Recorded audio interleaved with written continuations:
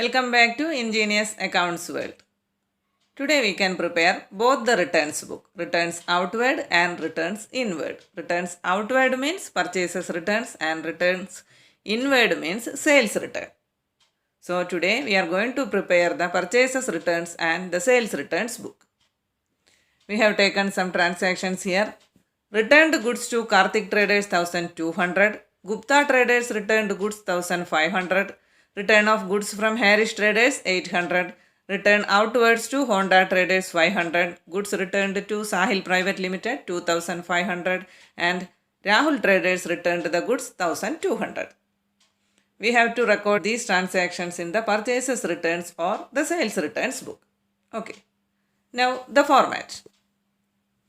In the purchases returns book, we have the columns for date, particulars, debit note number, ledger folio and amount. In the date column, we can write the date of transaction, and in the particulars column, we have to write the name of the supplier. And the next column is the debit note number column. In the purchases book, it was the column for invoice number. But in purchases returns, the source document is the debit note. So here we have provided a column for debit note number instead of invoice number. And the next columns are ledger folio and amount. If there is any calculation, we can provide one more column as details column to show the calculations. Okay. Now the sales returns book. Here also date, particulars, credit note number, ledger folio and amount. Here the source document is the credit note. So here we have provided the column for credit note number instead of invoice number. Okay. Now we can record the transactions. First one, returned goods to Karthik Traders rupees 1200. Returned to Karthik Traders means return outwards. Purchases return. So we have to enter this transaction in the purchases returns book. Then first we have to enter the date in the date column, and then in the particulars column we have to write the name of the supplier, here Karthik Traders, and then the amount 1200 in the amount column. Here we have not given the debit note number, so we cannot write anything in this column. Okay. Now second one, Gupta Traders returned goods 1500. Gupta Traders returned means return inwards. Sales return. So we have to record it in the sales returns book. First date, then in the particulars column name of the customer, Gupta Traders, then the amount 1500 in the amount column. Okay. Here also credit note number is not given. Now third one, return of goods from Harris Traders. Return from Harris Traders. Again return inwards itself. Sales return. So we can record this transaction also in the sales returns book itself. First date, then in the particulars column name of the customer, Harris Traders, then the amount in the amount column, 800. Fourth one, return outwards to Honda Traders. Return outwards. Purchases return. Then in the purchases returns book, first date, then in the particulars column name of the supplier, Honda Traders, then the amount in the amount column, rupees 500. Next one, goods returned to Sahil Private Limited 2500. Returned to means return outwards. Purchases return. Again in the purchases returns book itself. First date, then in the particulars column Sahil Private Limited, name of supplier, and then the amount 2500 in the amount column. Okay. Now the last one, Rahul Traders returned the goods. Rahul Traders returned. Then return inwards. So we have to record it in the sales returns book. Return inwards means sales return. So we have to enter this transaction in the sales returns book. First date, then in the particulars column Rahul Traders, then the amount 1200 in the amount column. Okay. Now we can do the totaling.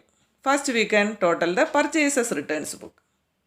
1200 plus 500 plus 2500 is equal to 4200 on October 30th. Totaling we can do on the last day of each period. Now the total of sales returns book, 1500 plus 800 plus 1200 is equal to 3500. Okay. Now the preparation of purchases returns and the sales returns book is complete. So we can do the posting. first we can do the posting of purchases returns book. Here we have to open purchases returns account also in the ledger, and we have to post the total of the purchases returns book to the purchases returns account. Total of the purchases returns book to the credit side of the purchases returns account. And we have to post the individual transactions to the suppliers accounts also. Here to Karthik Traders account, Honda Traders account and Sahil Private Limited account. We have to post the transactions from the purchases returns book to the debit side of the suppliers account. Total of the purchases returns book to the credit side of the purchases returns account, and from the purchases returns book to the debit side of the suppliers account.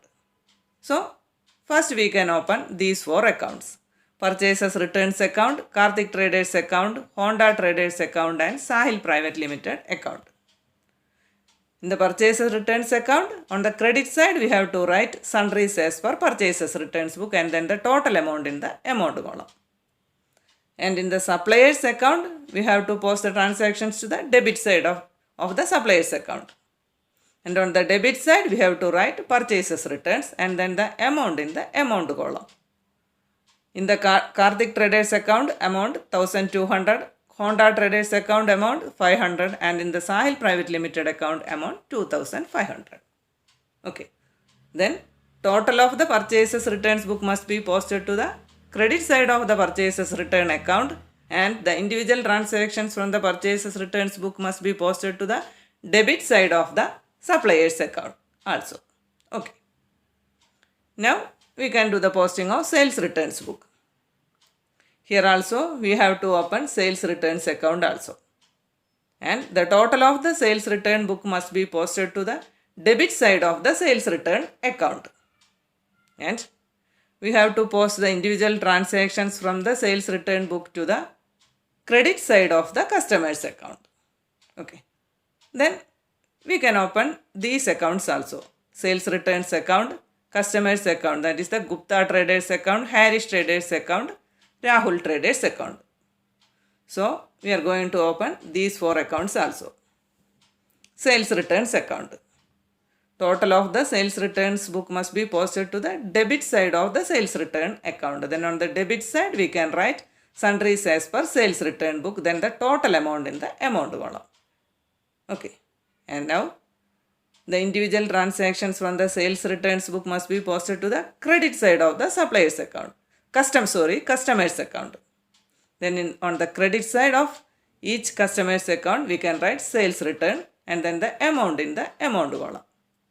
Here in Gupta Traders account 1500, Harris Traders account 800 and Rahul Traders account 1200. Okay.